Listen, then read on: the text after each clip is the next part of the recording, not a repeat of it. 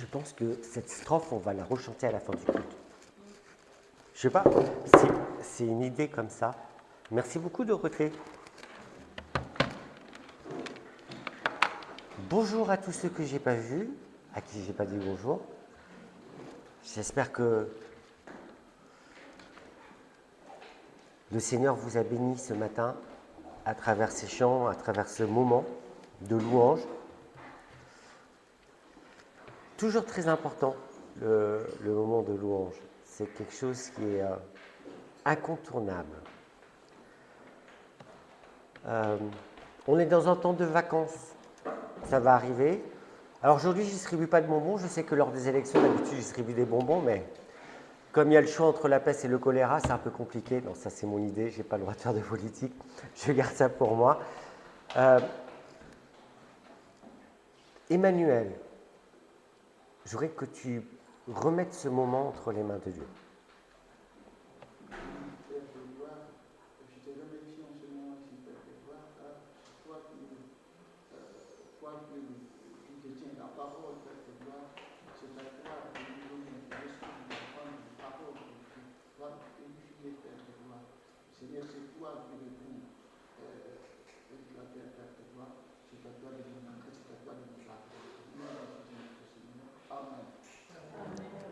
Amen. Voilà les vacances. Ah, j'ai oublié de dire que pour qui on priait cette semaine. On prie pour la famille Imbert. Alors, s'il vous plaît, on va prier pour Barnabé, parce qu'on a des soucis avec Barnabé quand même. Son avenir est vraiment incertain. Donc voilà, je vous le remets entre vos mains. On va prier aussi pour Valérie, pour qu'elle puisse rejoindre notre maison, enfin. Ça serait vraiment bien. Et Noémie qui s'engage sur une première. Et je peux vous dire que Noémie a bûché pour pouvoir y arriver.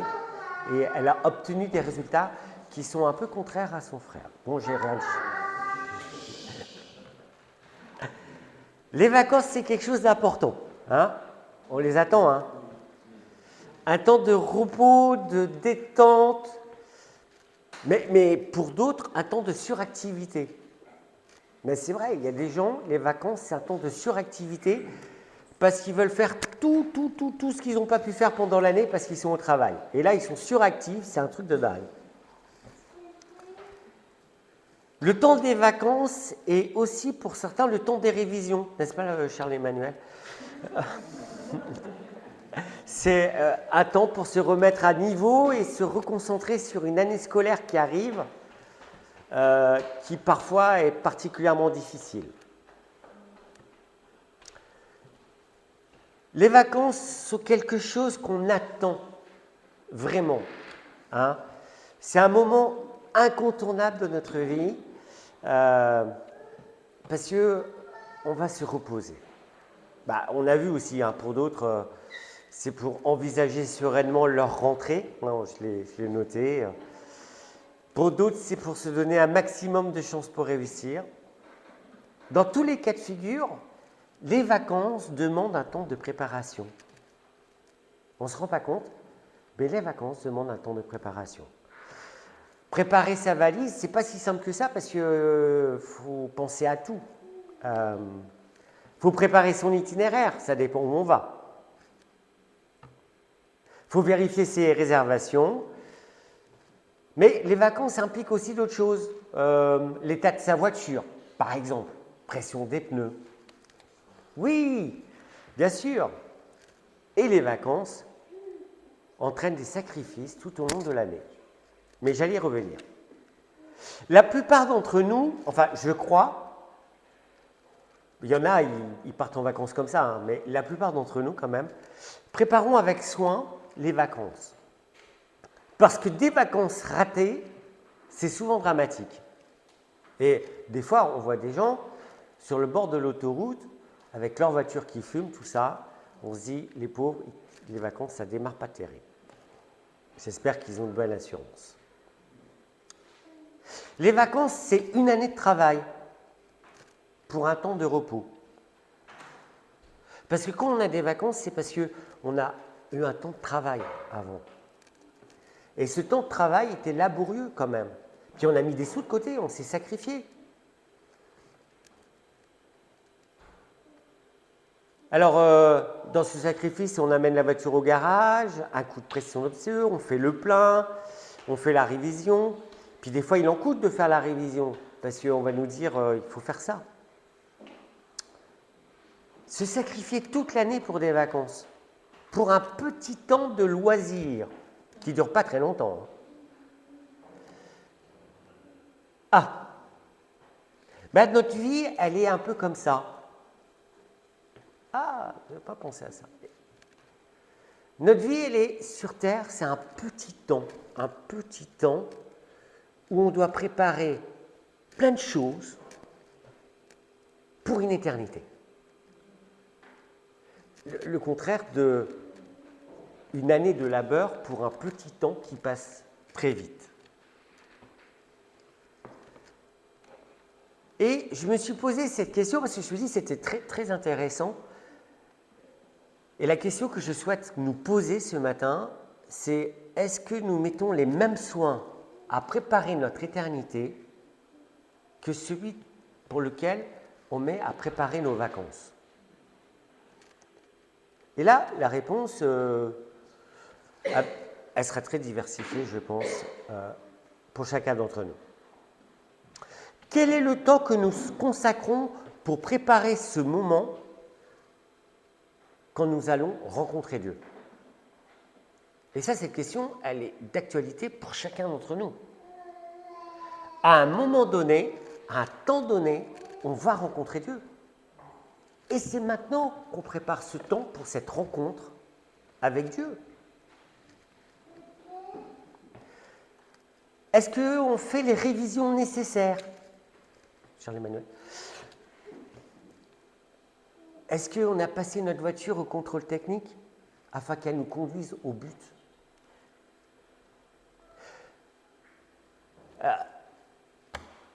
Souvent, on pense avoir révisé, mais on n'a pas révisé correctement. Hein. Parce qu'on pense avoir révisé, mais finalement, je vois Barnabé. Il a révisé, mais les résultats, c'est demain, ça va être un peu dur. Mais on a une chance avec Dieu, c'est qu'il y a la grâce. Mais c'est quand même important de réviser correctement pour avoir une connaissance totale de Dieu. Quand je vais me présenter devant Dieu, je le connaîtrai. Je n'aurai pas de crainte parce que je sais que Dieu est à moi. Je crois que ce temps, ce matin, est là pour que chacun d'entre nous puissions faire le point. Et que je puisse me placer devant Dieu, faire le point et me dire, est-ce que j'ai besoin d'une petite révision? Je vous propose juste un temps de silence intérieur, afin que, librement, hein, tout seul, on se positionne devant Dieu en toute honnêteté et qu'on puisse dire à Dieu, Seigneur, quel besoin j'ai? Quel besoin de contrôle technique j'ai besoin dans ma vie? Qu'est-ce que j'ai besoin d'apprendre de toi? Parce que j'ai une éternité à passer avec toi. Et ça, c'est quelque chose qui doit se passer dans le secret de votre cœur. Donc on prend juste quelques secondes et après, je lirai la parole de Dieu.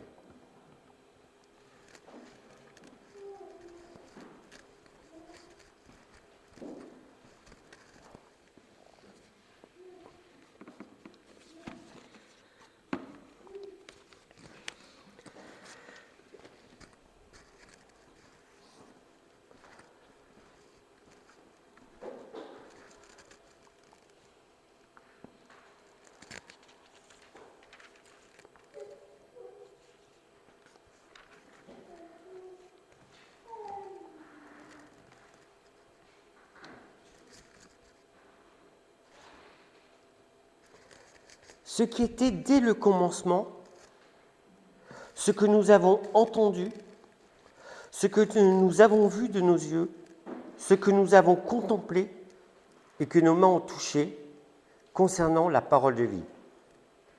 Et la vie a été manifestée et nous l'avons vue et nous lui rendons témoignage. Et nous vous annonçons la vie éternelle qui était auprès du Père et qui nous a été manifestée. Ce que nous avons vu et entendu, nous vous l'annonçons à vous aussi, afin que vous aussi, vous soyez en communion avec nous. Or, notre communion est avec le Père et avec son Fils Jésus-Christ. Et nous écrivons ces choses afin que notre joie soit parfaite. C'est dans la première épître de Jean, pour ceux qui cherchent, chapitre 1. La nouvelle que nous vous avons et que nous avons apprise de lui et que nous vous annonçons, c'est que Dieu est lumière et qu'il n'y a point en lui de ténèbres. Si nous disons que nous sommes en communion avec lui et que nous marchions dans les ténèbres, nous mentons et nous ne pratiquons pas la vérité. Mais si nous marchons dans la lumière comme il est lui-même dans la lumière, nous sommes mutuellement en communion et le sang de Jésus, son Fils, nous purifie de tout péché. Si nous disons que nous n'avons pas de péché, nous nous séduisons nous-mêmes et la vérité n'est point en nous. Si nous confessons nos péchés, il est fidèle et juste pour nous les pardonner et pour nous purifier de toute iniquité. Si nous disons que nous n'avons pas péché, nous le faisons menteur et sa parole n'est pas en nous. Et on va lire encore le chapitre 2. Mes petits enfants, je vous écris ces choses afin que vous ne péchiez point.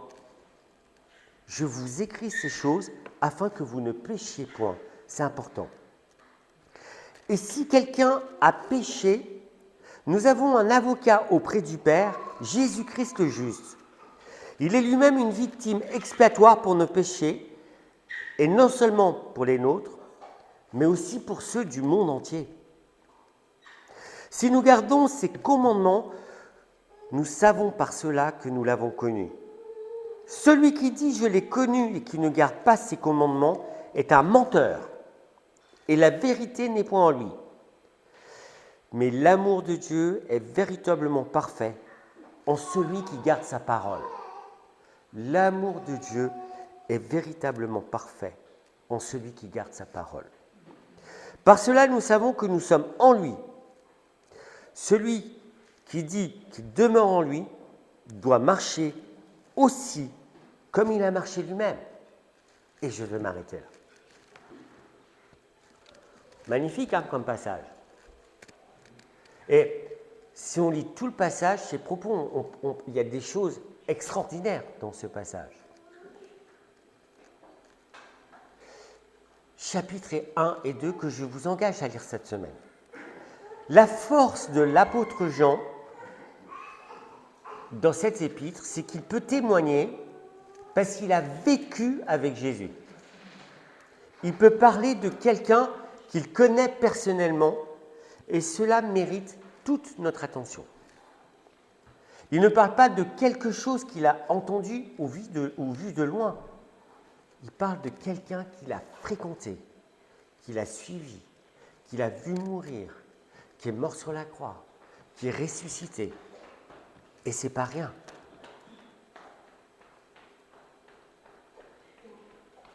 Je crois que le verset 3 prend toute sa signification. Ce que nous avons vu et entendu, nous vous l'annonçons à vous aussi, afin que vous aussi, vous soyez en communion avec nous. Or, notre communion est avec le Père et avec son Fils Jésus-Christ.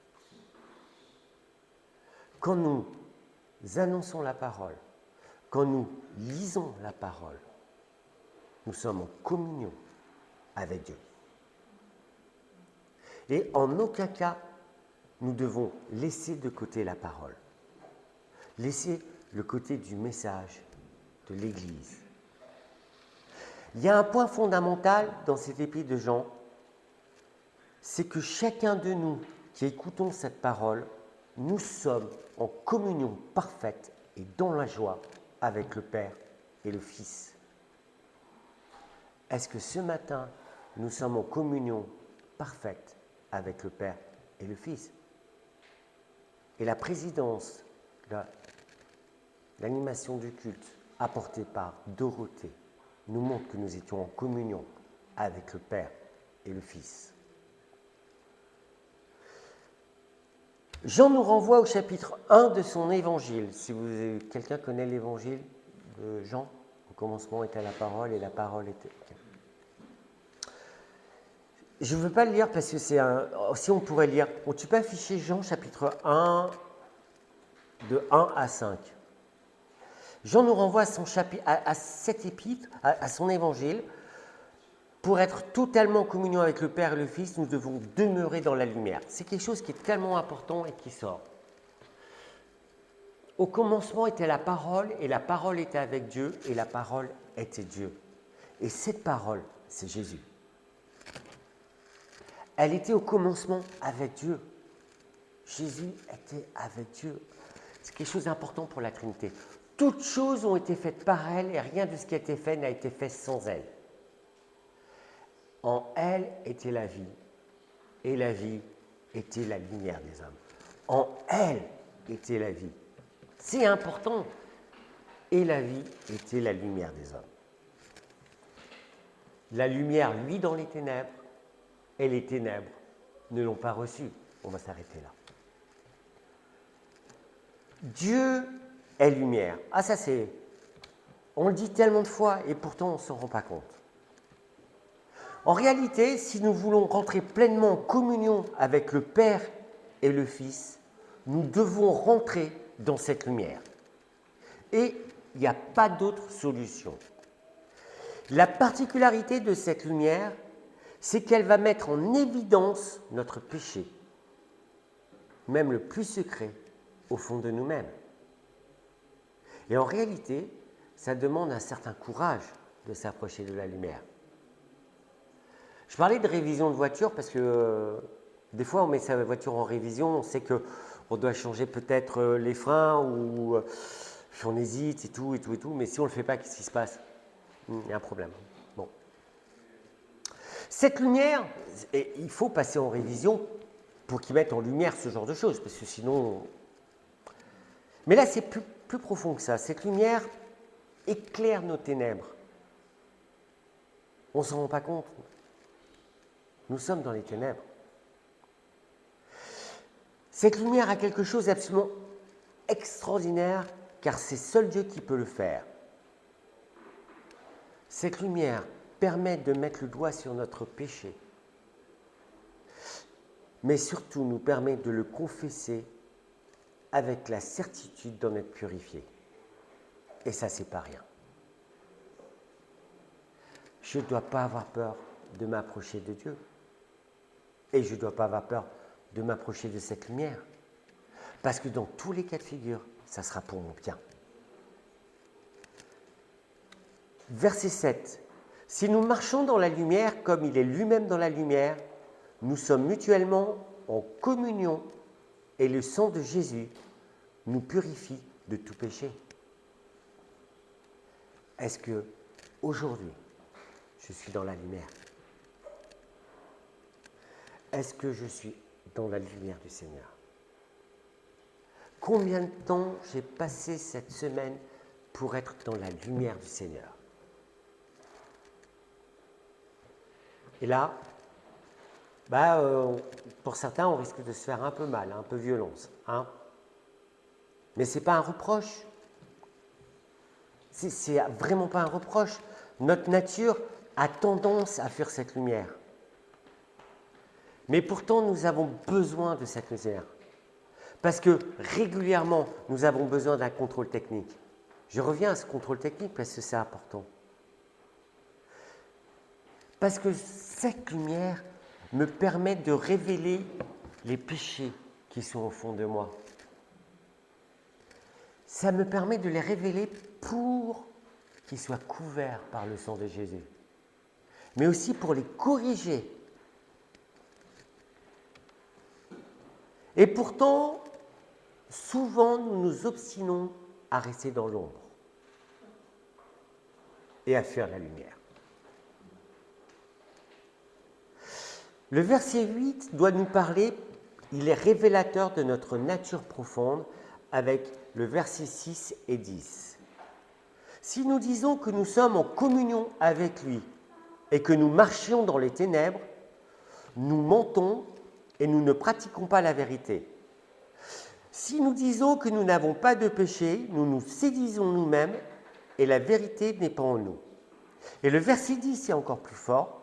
Si nous disons que nous n'avons pas de péché, nous le faisons menteur et sa parole n'est pas en nous.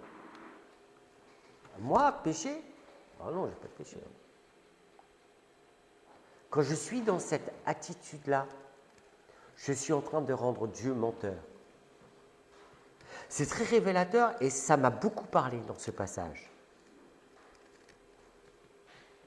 Je crois que beaucoup d'entre nous pouvons nous reconnaître dans ces versets parce qu'on est passé par là. Il y a quelque chose qui est important, c'est que le dérapage est rapide. Si nous repoussons le contrôle technique, alors qu'on sait que nos freins ne vont pas très bien, et souvent, pour notre personne, on a tendance à repousser le contrôle technique. Qu'est-ce qui se passe? Au premier virage, nous prenons le poteau. Ouais. Ou autre chose, hein, je ne sais pas. Je crois que dans les deux solutions, il n'y a que deux solutions. Soit moi, je décrète que Dieu est menteur,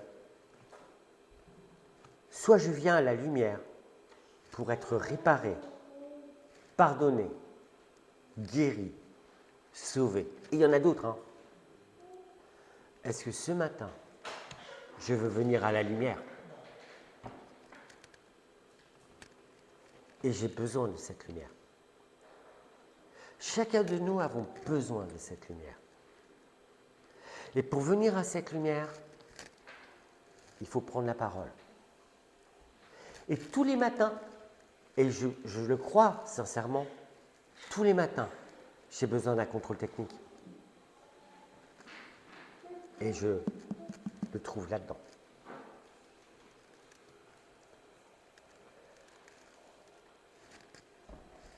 Est-ce que j'ai besoin d'une révision? Moi, je vous dis oui, hein. De suite, oui, j'ai besoin d'une révision. Et j'ai souvent besoin d'une révision.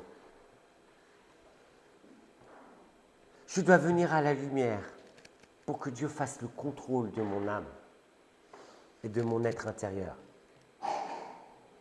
Ce n'est pas de l'autoflagellation. Hein. C'est simplement que dans mon processus de vie personnelle, on est dans le monde. Et que ce monde montage de choses, il y a plein de trucs qui viennent.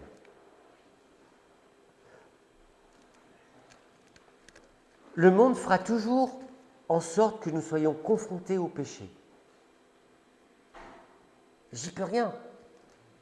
Notre monde est pécheur. On ne va pas se flageller, c'est une réalité.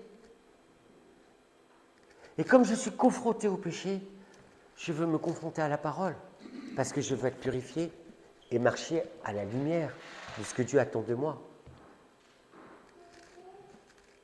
C'est pas de la flagellation. Parce que cette lumière, elle nous sauve, mais elle est amour. Dieu est amour, on verra après. Nous sommes confrontés au péché, et il y a quelque chose que j'ai relevé qui me semble important. Le péché pour nous doit rester quelque chose d'accidentel. Est-ce que le péché est quelque chose d'accidentel ou est-ce que je me complais dans le péché? Je suis au regret de vous dire qu'il y a des chrétiens pour qui le péché n'est pas accidentel. Ils savent que ce péché est là, mais ils ne vont pas à la lumière. Ils font un demi-contrôle technique parce que le péché doit être accidentel. On doit vraiment, vraiment dire à Dieu pardon. Et des fois, il y a des choses dans nos vies qu'on doit lâcher. Mais lâcher. Et c'est tellement dur. Est-ce que mon péché est accidentel ou est-ce que je me complais dedans? Est-ce que je suis à la lumière de Dieu complètement? Le deuxième point fondamental de cet épître, c'est que rester à la lumière implique de marcher comme Jésus a marché. Ça semble tellement simple, tellement beau, tellement facile. Marcher comme Jésus. Et je suis sûr que la plupart d'entre nous, c'est le vœu de notre cœur, marcher comme Jésus a marché. Chapitre 2, verset 6, si vous voulez le lire. Il y a quelque chose qui est important. Obéir à Dieu est un gage de notre appartenance au Seigneur. Est-ce que nous voulons pleinement obéir au Seigneur? Voulons-nous marcher comme Jésus a marché? Et je suis persuadé que c'est le désir de chacun d'entre nous. Mais pourtant, des fois, le contrôle technique n'est pas fait correctement. Je crois que on ne peut pas renier ça. Chacun d'entre nous, peut-être qu'il y en a qui ont échappé à ça, mais chacun de nous a fait l'expérience qu'un jour il a rendu Dieu menteur par la négation d'un ou plusieurs péchés. C'est triste. Mais quand je vais à la lumière éclaire mon péché. Et elle éclaire mon péché pour que le sang de Jésus couvre, je sois délivré, pardonné, guéri et que ce soit classé. Notre nature première est pécheresse, je le sais. Mais cet épître nous dit que nous pouvons marcher comme Jésus a marché. Parce que nous sommes au bénéfice du pardon. Parce que nous avons un puissant avocat qui est Jésus et qui intercède en notre faveur auprès du Père. Si nous ne venons pas à cette lumière, comment voulez-vous que Jésus intercède en votre faveur ou en ma faveur? Seigneur, je viens à ta lumière. Tu vois ce péché.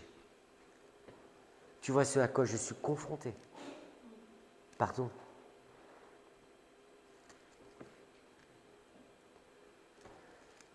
Jésus intercède en ta faveur, en ma faveur, auprès du Père. C'est extraordinaire quand même. Et ce pardon, il est à la lumière de Dieu, à la lumière de la parole. Nous devons venir à la lumière pour marcher comme Jésus. Est-ce que nous marchons dans la lumière? Est-ce que je marche dans la lumière? Je suis au regret de vous dire honnêtement que je suis mi-ombre, mi-lumière. Jeunes, moins jeunes, adultes ou personnes âgées, chaque période de nos vies seront confrontés à des péchés accidentels. J'aime bien ce mot péché accidentel. Il y a péché volontaire, j'ai dit, mais il y a péché accidentel. Nous serons toujours confrontés à ce genre de choses. Mais le pardon et la grâce de Dieu resteront et doivent rester notre motivation. La grâce de Dieu nous donnera un but pour vivre sous le conseil de Dieu et à sa lumière. Je veux rester dans la grâce de Dieu. Et pour rester dans la grâce de Dieu, je veux venir à la lumière de Dieu et être confronté à sa lumière, à sa parole. Comme le gars qui fait le contrôle technique, qui ouvre le capot, qui met la lumière. Moi, je ne sais pas, quand je regarde dans un moteur, je n'ai rien compris. Mais le gars peut me dire, c'est votre alternateur. Ah, c'est quoi? Mais Dieu sait ce qu'il y a dans notre cœur. Est-ce que je suis attaché à la parole de Dieu ce matin? Si je suis attaché à la parole de Dieu, je vais être éclairé par sa lumière pour mieux le connaître. Mais il y a quelque chose d'important que je reviens, que j'ai dit au début. Connaître Dieu, c'est préparer notre rencontre avec le Seigneur. Connaître Dieu, c'est préparer son éternité. Et je suis persuadé que nous préparons notre éternité ici. Ce qui est triste, c'est que beaucoup de nos contemporains préparent une éternité en enfer parce qu'ils ne sont pas venus à cette lumière. Rester éclairé à sa lumière va nous garder contre les pièges et les séductions du monde, contre les convoitises de la chair, de l'orgueil, du pouvoir. Chapitre 2, verset 15. Rester éclairé à sa lumière va nous garder des péchés accidentels que nous pourrions commettre. Parce que je parlais de péchés accidentels, mais oui, si nous restons à la lumière du Seigneur, cette lumière va nous garder des péchés accidentels. Je veux rester dans la lumière du Seigneur. Je veux rester éclairé à sa lumière. Parce que cela va me permettre de ne pas m'illusionner sur moi-même. Cela va me permettre de rester humble et à son écoute. Et le point important, qui est important, qu'on a vu, c'est le Saint-Esprit habite en nous. Cette lumière habite en nous. Le Saint-Esprit habite notre cœur. Est-ce que nous voulons obscurcir ça avec nos ténèbres? Je veux terminer ce message avec comme conclusion le chapitre 3, versets 21 à 24, si tu peux l'afficher.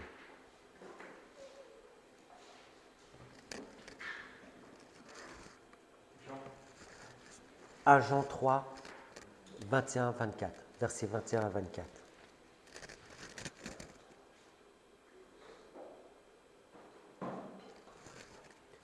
Il faut que je te donne les textes avant la prochaine fois.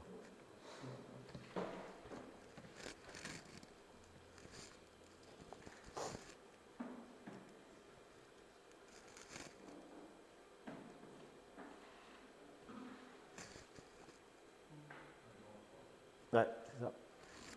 Bien-aimés, si notre cœur ne nous condamne pas, nous avons de l'assurance devant Dieu. Quoi que ce soit que nous demandions, nous le recevons de lui parce que nous gardons ses commandements et que nous faisons ce qui lui est agréable. Et c'est ici son commandement, que nous croyons au nom de son Fils Jésus-Christ et que nous nous aimions les uns les autres selon le commandement qu'il nous a donné. Celui qui garde ses commandements demeure en Dieu et Dieu en lui. Et nous connaissons qu'il demeure en nous par l'Esprit qu'il nous a donné. Juste ce passage-là serait une prédication. Hein. Mais c'est profond. C'est tellement profond. Je pense qu'on peut méditer toute cette semaine dessus. On a vu si notre cœur nous condamne, parce que souvent notre cœur nous condamne. Si nous avons un doute sur notre conduite, parce que des fois on a des doutes, on sait que les freins ne sont pas tout à fait au rendez-vous, mais on continue à rouler. Si nous savons que ce que nous faisons n'est pas vraiment en accord avec Dieu, nous avons besoin d'une révision. Alors, pour ça, approchons-nous de sa lumière, pour mettre en évidence les choses qui nous condamnent. Avec cette certitude, Dieu est plus grand que notre cœur et il connaît toutes choses. Je suis persuadé que la volonté de chacun et chacune d'entre nous qui sommes ici est de garder les commandements de Dieu, de demeurer en Dieu. Voici ma prière pour chacun, chacune et chacun d'entre nous. Que nous puissions rester dans sa lumière afin de garder ses commandements et demeurer en Dieu. Amen. Si on peut rechanter le cantique.